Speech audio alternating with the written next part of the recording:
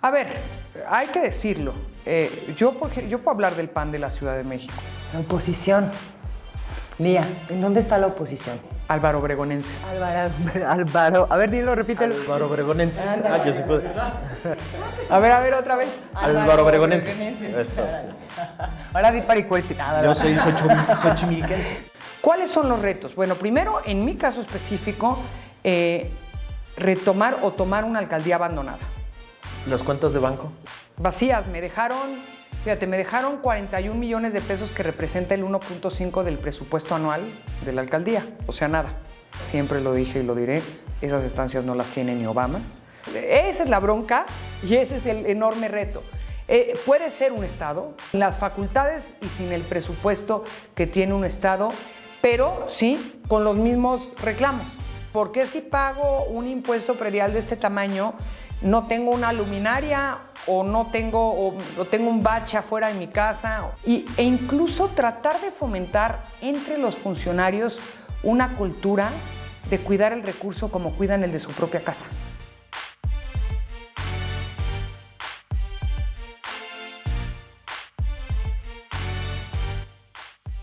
La alcaldía Álvaro Obregón tiene casi la misma población que el estado de Colima, pero sin las mismas facultades y sin el mismo presupuesto. Sin embargo, los alcaldes son la primera cara que ven los ciudadanos y a los primeros que les exigen resultados. Por eso hoy invitamos a Lía Limón, que se describe como una mujer temeraria y eficaz. Vamos con ella. Con ustedes, Laisha Wilkins y Max Kaiser.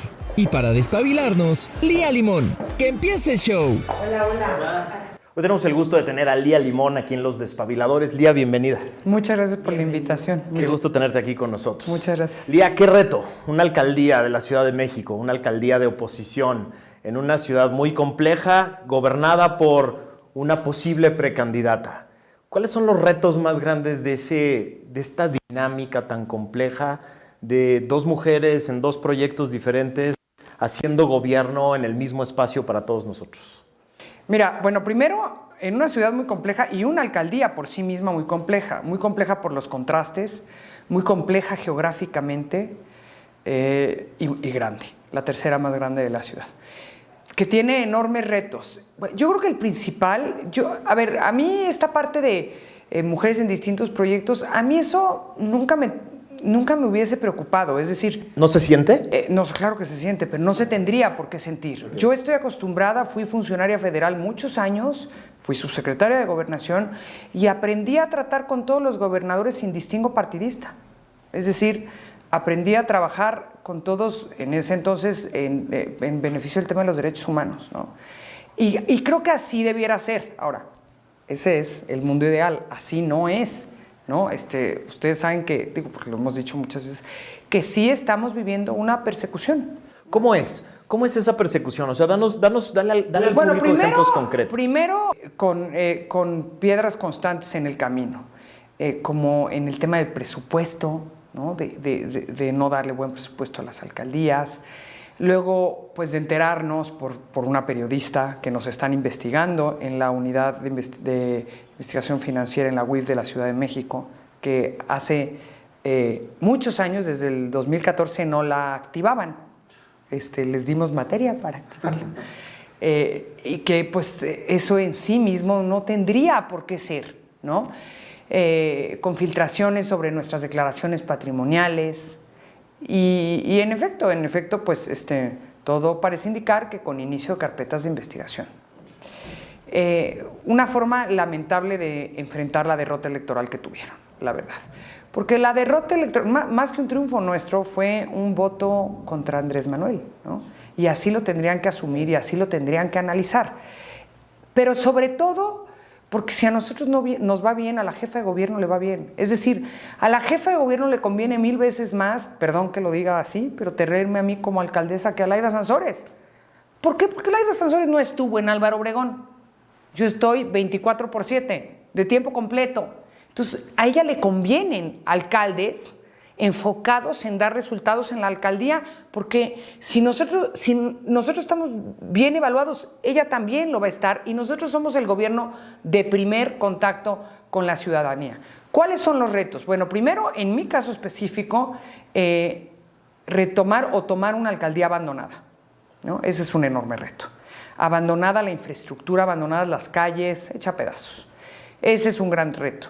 Hay un reto muy fuerte en materia de seguridad, en donde hemos logrado, por ejemplo, comparando mi primer trimestre de gobierno con el último trimestre del 2020, que fue mi primer trimestre, el del 2021, hubo una reducción de la incidencia delictiva en delitos de alto impacto de un 34%.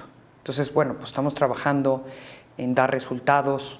El segundo es servicios públicos, bacheos, en ciertas calles, reencarpetamientos, por supuesto, luminarias, podas de árboles, reparación de fugas, balizamiento, reparación de banquetas, cuestiones que tienen que ver con servicios públicos, que es lo que la gente demanda. ¿Qué tan complicado es tener que trabajar de la mano con el gobierno? Porque muchas veces los vecinos te echan a ti la culpa, ¿no? O sea, en todo. Absolutamente siempre la queja absoluta es hacia la delegación y no sabemos los vecinos qué le corresponde al gobierno y qué le corresponde a la alcaldía. Así es, por eso digo, somos el gobierno de contacto más cercano a los ciudadanos. Y el ciudadano no distingue a quién le toca. El ciudadano lo que quiere son resultados y respuestas. Es complejo cuando el gobierno de la ciudad, no en todos los casos, hay algunos en los que sí hay una buena coordinación, pero en muchos ámbitos cuando no están dispuestos a coordinarse. Por ejemplo, vecinos me han dicho que cuando llaman a SACMEX con tema de escasez de agua, SACMEX le avienta la bolita a la alcaldía, diciendo es responsabilidad de la alcaldía, cuando está clarísimo que el tema del abastecimiento del agua es un tema que compete al gobierno de la ciudad, ¿no? Y que, por cierto, hay que decirlo, no solo compete al gobierno de la ciudad. Ha habido una reducción en el presupuesto de SACMEX brutal, es decir, una reducción del presupuesto de SACMEX de 2019 a la fecha en términos reales del 34%. Para ser, pues, muy literales, tienes 760,000 habitantes más o menos en la Álvaro Obregón. Esto corresponde a los habitantes de Colima, o sea, puede ser prácticamente... Un estado. Un estado. Pero con presupuesto... Exacto. Esa es la bronca y ese es el enorme reto. Puede ser un estado, ¿no? Como Tlaxcala, como Colima. Sin todo el control para poder lograr los resultados. Sin las facultades y sin el presupuesto que tiene un estado, pero sí con los mismos reclamos, con las mismas expectativas hacia uno, y eso implica un enorme reto y además, hay que decirlo, con un gobierno de la ciudad con pocas ganas de ayudarles. Voy a poner un ejemplo. Seguramente lo han visto, pero tenemos una importante dimensión de área verde, ¿no? De barrancas y de presas también, absolutamente contaminadas. A quien le compete atender las barrancas y las presas es a SEDEMA, al gobierno de la ciudad, y al gobierno federal, a Conagua. Pues no le meten un peso. Y claro, los vecinos, pues con quienes se quejan del tema, es con nosotros. ¿Qué encontraste cuando llegas? Yo sé que viviste una transición muy compleja. Cuando tomas las oficinas después de años de un mismo grupo, de un mismo partido, manejando esas oficinas, ¿qué encontraste? Platícanos de tu impresión. Nada. Eso quiero saber. Platícanos de la impresión. Cuando llegaste a las oficinas, abriste las cuentas de banco, ¿qué encontraste? Nada, ni computadora en mi oficina. Yo creo que la señora Laida no sabe de eso de la tecnología. Y entonces, pues ni computadora, textual. Encontré hasta las camionetas se llevaron para su estado, ¿no? Campeche se llevaron un coche que reportaron como robado. Y así. Hay un reporte como de 5 o 6 coches robados. No sé si los 5 o 6 estén allá. Apenas se encontraron. ¿Las cuentas de banco? Vacías. Me dejaron 41 millones de pesos, que representa el 1.5 del presupuesto anual de la alcaldía. O sea, nada. Pero de esos 41 millones... me dejaron 10 millones, los tuve que enfocar a pagos de laudos de demandas laborales que habían perdido. Entonces, ahora sí que de esos 41, solo nos quedan 31.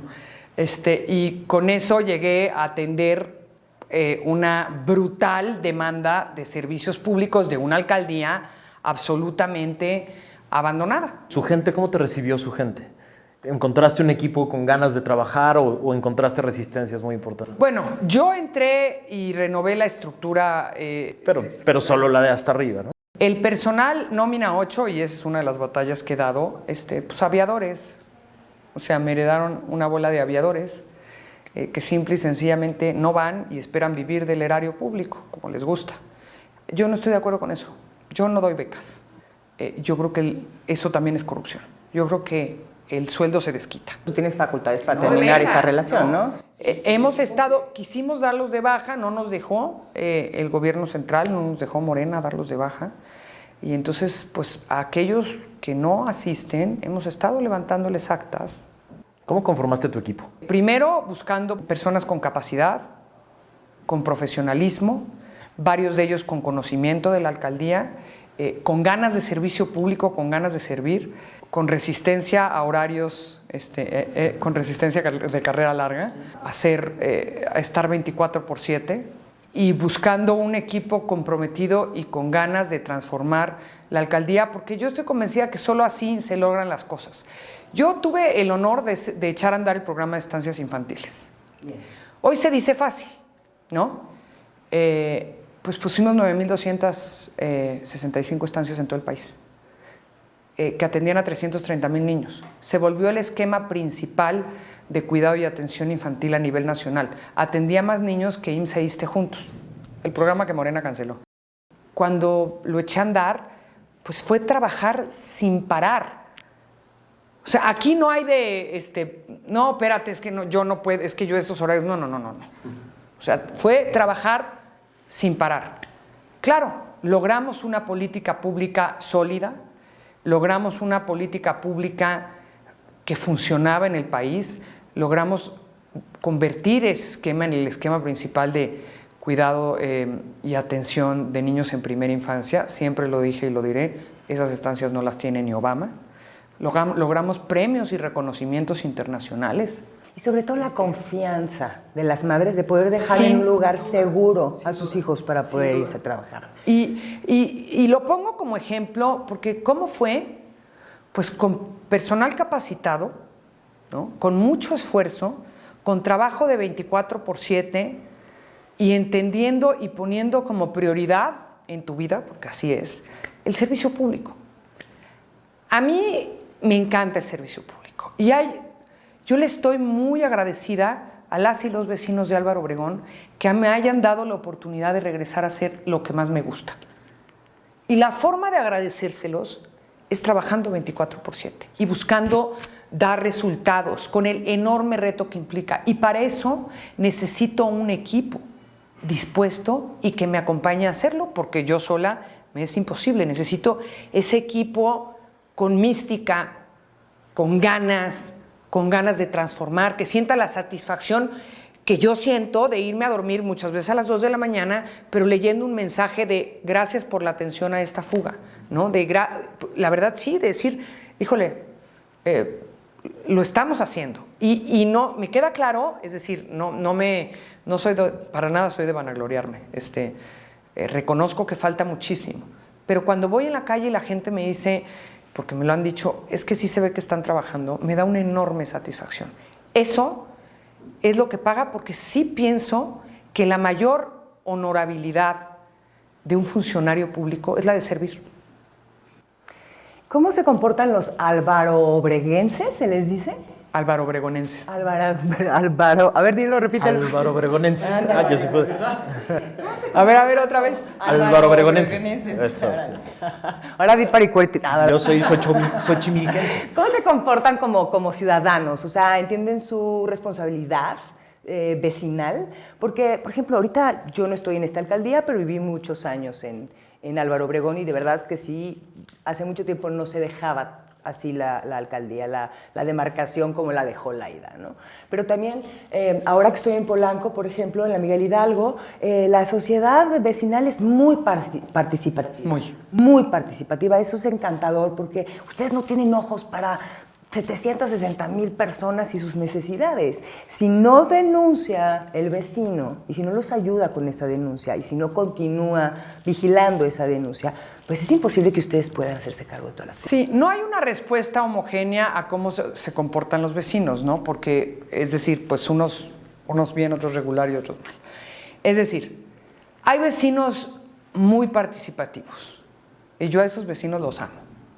¿Sí? Muchas veces son los más intensos, los que más exigen, pero también los que más están dispuestos a hacer, los que más están dispuestos a organizarse, los que están más dispuestos a ser parte de ese cambio. A valorar y agradecer y también. a poner de su parte.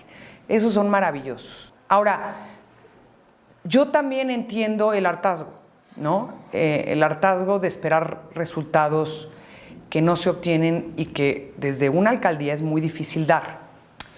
Es decir, un vecino, voy a poner un ejemplo, vecinos que pagan prediales altos esperan, pues creen que viven en Suiza, ¿no? Esperan servicios equivalentes a lo que pagan.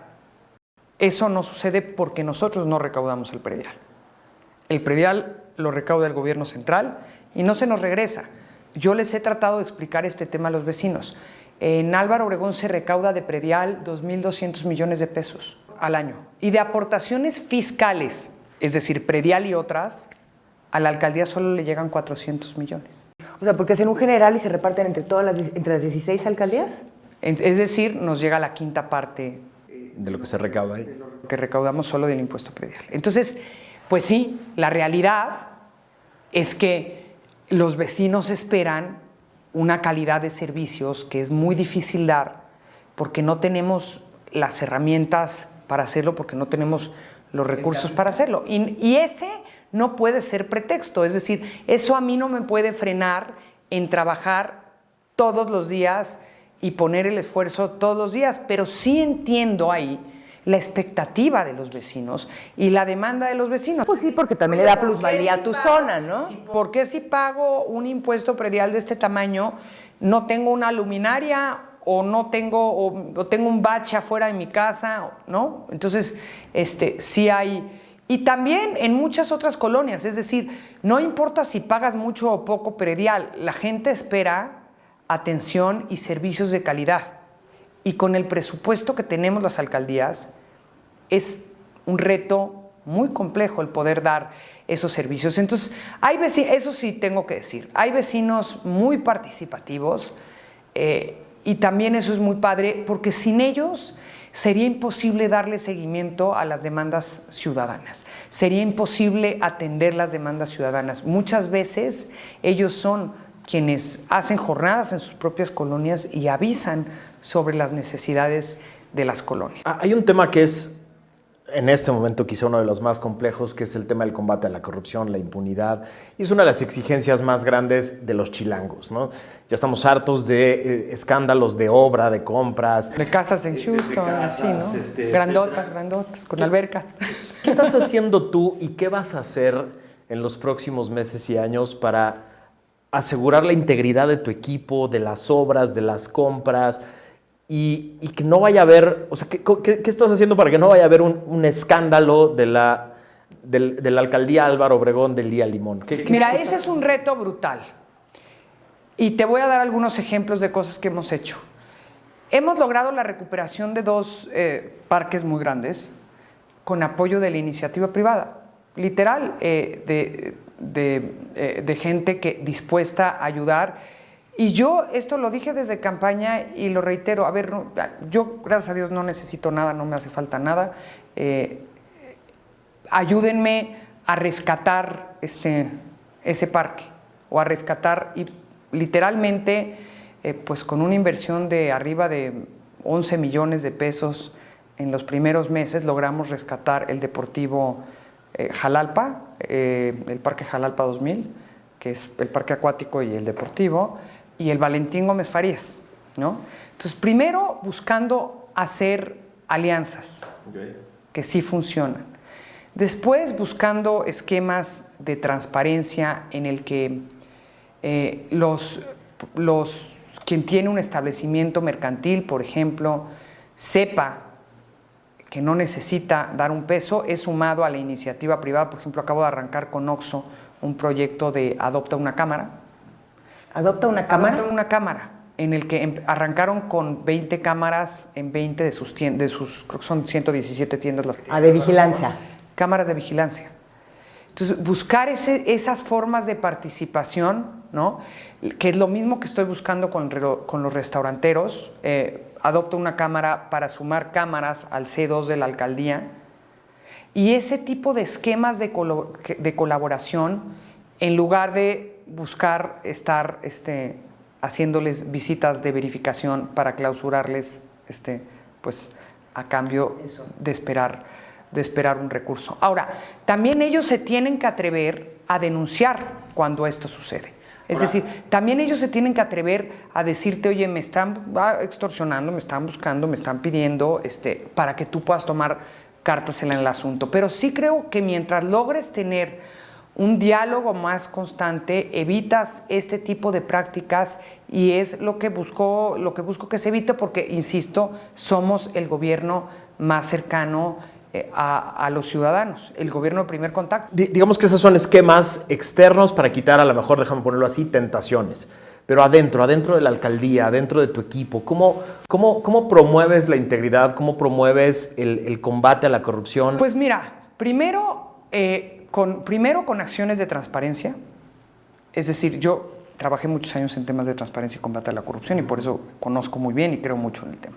Entonces, primero, buscando ser un gobierno transparente, es decir, que la información sea transparente, que haya fácil acceso a la información, que haya una respuesta clara de las solicitudes de información, y buscando buenas prácticas en casos, pues justamente buenas prácticas como la de usuario simulado, justamente para verificar el comportamiento. ¿Estás haciendo usuarios simulados en Álvaro Obregón? Eso. Sí. Contrataciones públicas. O sea, que al ojo del amo engorda el caballo. Sí, contrataciones públicas, buscar favorecer las licitaciones públicas, y también buscar no solo hacer un análisis de precios que te permita comprar a bajo costo, sino también buscar eficientar la compra. No solo es un análisis de precios, es eficientar la compra. Y bueno, ahí pueden preguntar, pobre de mi equipo. Pero voy a dar un ejemplo, sin dar detalles. El otro día me pasaban una requisición de vara de perlilla. La vara de perlilla es la de las escobas, ¿no? Y entonces, pues a finales del año pasado compramos, y entonces dije, pues no me digan que ya se acabó, ¿verdad? ¿No? Entonces, no, a ver, quiero ver qué está pasando. Es decir, hacer ese tipo de análisis. Por ejemplo, ¿no? Me pasan una requisición de pintura y digo, primero vamos a ver cuánta hay, porque, o sea, ¿no? ¿Cuánta hay? No, es que ya no hay acá. Bueno, pero hay acá. ¿Y cuánta verdaderamente se requiere? ¿Por qué? Porque si no, después te encuentras historias, por ejemplo, como que en los tianguis están vendiendo la pintura de la alcaldía, claro, textual. Sí. Entonces, ese tipo de prácticas, y siempre analizar el comparativo anual, ¿no? E incluso tratar de fomentar entre los funcionarios una cultura de cuidar el recurso como cuidan el de su propia casa. Lo dije y lo repito, yo no estoy contra el desarrollo inmobiliario, incluso no estoy de acuerdo con que se les llame cártel inmobiliario, porque creo que son el principal motor económico de esta ciudad, ¿no? Que por eso se detuvo desde el 2019, porque frenaron absolutamente todo. Pero creo que se debe buscar que se cumpla con la norma. Y por otro lado, el vecino también tiene derecho a tener esa certeza de que si decidió vivir ahí, en una zona con ciertas características, pues el de al lado y el de enfrente y el del otro lado no pueden hacer lo que él no puede hacer, ¿no? Entonces, me parece que esos son temas en los que hay que trabajar con mucho cuidado. Con individualidad por caso, ¿no? Sí. Y que se entienda que en ciertas zonas tiene lógica hacer construcciones de ciertos niveles y que en otras no. Y que por otro lado, los estudios de impacto urbano y de impacto ambiental se den con un análisis real de la situación que se está viviendo, como por ejemplo tomando en cuenta la escasez de agua, ¿verdad? Por supuesto. La oposición. Lía, ¿en dónde está la oposición? Porque vemos 4 alcaldes de oposición, vemos 3 senadoras de oposición y vemos 2 diputados quizá de oposición. ¿En dónde están los partidos? ¿En dónde están los líderes de la oposición? Nos tienen muy abandonados. Yo no. Yo hablo por mí, yo no. Pero pertenece a un partido que evidentemente no lo está haciendo bien, porque tiene muy descolocado a su electorado, porque tiene muy confundido a justamente los ciudadanos, y no vemos fuerza, y no vemos iniciativas, no vemos ideas frescas, no vemos gente nueva, ¿no? Que de verdad valga la pena. A ver, hay que decirlo. Yo puedo hablar del PAN de la Ciudad de México. El PAN de la Ciudad de México está siendo activo. El PAN de la Ciudad de México recientemente presentó una acción de inconstitucionalidad en el tema del aumento de tarifas de agua. El PAN de la Ciudad de México peleó el presupuesto hasta el final. El PAN de la Ciudad de México ha presentado una serie de iniciativas y han sido, pues, justamente los más determinantes en el Congreso de la Ciudad de México. Lo que pasa es que los votos no nos alcanzan, ¿no?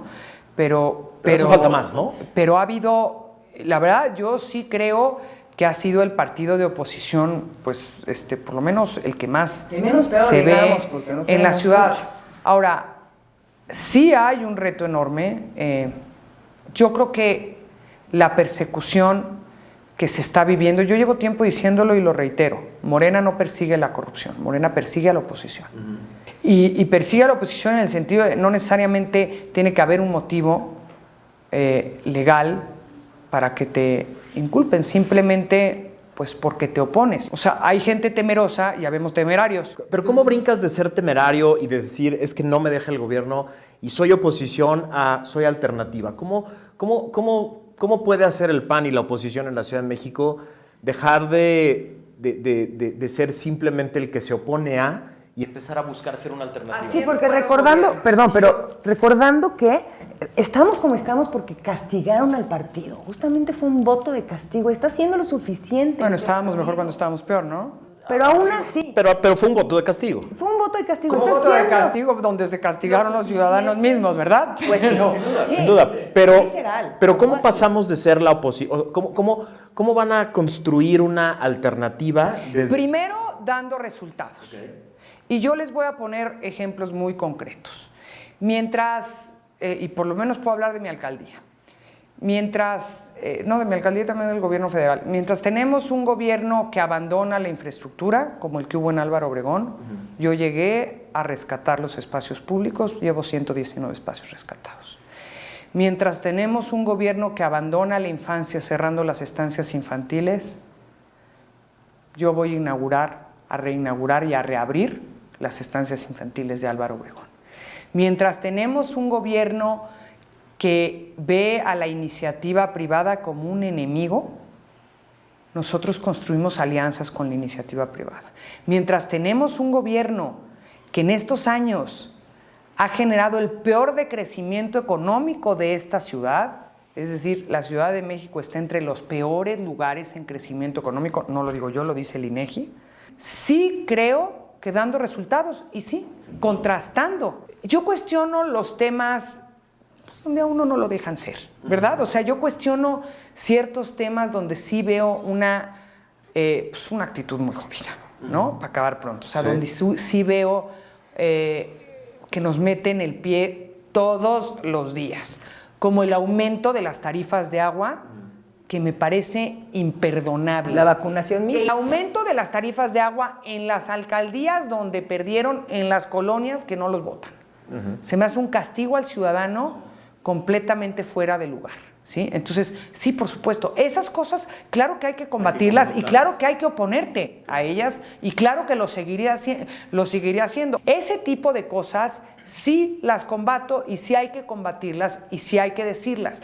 También hay que alzar la voz cuando ves que sin ninguna razón te están persiguiendo y te están investigando como nos están investigando por el simple hecho de ser oposición. ¿Sí? Pero además la alternativa. Déjame hacerte una última pregunta de mi parte, que es directa. ¿Vas a buscar la reelección y un proyecto de largo plazo en la alcaldía o vas a buscar un cargo diferente? Mira, voy a buscar dar resultados. La verdad es que estoy enfocada. Álvaro Obregón no es una alcaldía que te permita distraerte. El tamaño de la alcaldía, la complejidad geográfica, te obliga a enfocarte en dar resultados ahí. Y también sé que justamente mi prioridad tiene que ser dar resultados porque es por lo que la gente me va a evaluar. O sea, hoy, lo que estás haciendo es un proyecto de largo plazo en Álvaro Obregón. Hoy lo que estoy haciendo es justamente dar resultados a los ciudadanos para poder merecer yo o la alianza el voto en Álvaro Obregón. Pero sí te gustaría ir por la Ciudad de México más adelante. Fíjate que te voy a decir la verdad, yo creo que uno se tiene, y eso lo aprendí de mi padre, mi horizonte hoy es Álvaro Obregón. Mi horizonte hoy es dar resultados en Álvaro Obregón. Y estoy 100% enfocada a Álvaro Obregón. Espero que seamos capaces de construir un proyecto en la ciudad, de construir un proyecto con posibilidad de éxito en la ciudad, y eso va a depender de dos cosas. Resultados y unidad. Quiero ser parte de ello, de dar resultados y de permanecer en unidad. Yo te pondría una tercera, que creo que va a depender también de que la oposición demuestre que puede gobernar sin escándalos. Y eso creo que va a ser un contraste muy interesante. También creo que es un reto, y también por lo que estamos viviendo, creo que se van a dedicar a intentar construir escándalos, como lo que le hicieron recientemente a Sandra Cuevas, ¿verdad? Seguramente. Creo que van a intentar construir escándalos constantemente, porque saben que ese es un reto. Pero para escándalos tenemos los de ellos, ¿eh? Para escándalos tenemos muchos de ellos. Lo que pasa es que no se voltean a ver a sí mismos. Tenemos una dinámica, se llama Los Despabiladores, este programa. Y entonces al final de cada programa tenemos la dinámica de despabilar a personas, a grupos de personas, etc. Y tú nos vas a contestar aquí a esta cámara para que le digas al público cómo despabilarías a, ¿no? Con una frase sencilla, a ver qué sale. Déjame, te pongo la primera. Claudia Sheinbaum. Que se dedique a gobernar y no a perseguirnos y no a repetir todo lo que dice el presidente. Laida Sansores. Más bien se los diría a los campechanos. Pobres de ustedes. El Congreso de la Ciudad de México. Que se dedique a construir una buena oposición. Al PAN, al Partido Acción Nacional. Que juntos construyamos un proyecto en la Ciudad de México triunfador, que mantengamos la unidad y que nos enfoquemos en dar buenos resultados. Y finalmente a tus pares, a los alcaldes. ¿Cómo despabilarías a los alcaldes? Que sigamos trabajando juntos, que sigamos trabajando de la mano, que tomemos las buenas experiencias y los buenos resultados que hay de alcaldías que ya habían gobernado y que avancemos juntos, porque sí podemos y sí vamos a ganar en el 2024 la Ciudad de México.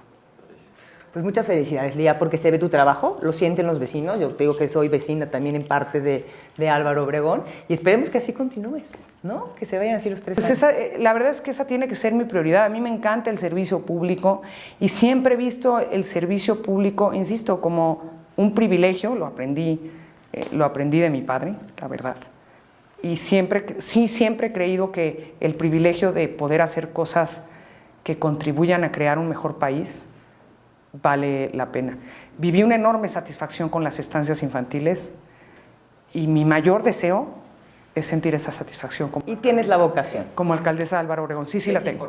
Sí tengo la vocación, tengo la preparación, no creo en improvisaciones, creo en dar resultados y creo que los cargos públicos, sobre todo el Ejecutivo, no es de saliva, es de resultados y es de un esfuerzo constante, de disciplina, de creatividad y de trabajo en equipo. Gracias por habernos acompañado en Los Despabiladores. Muchas gracias a ustedes.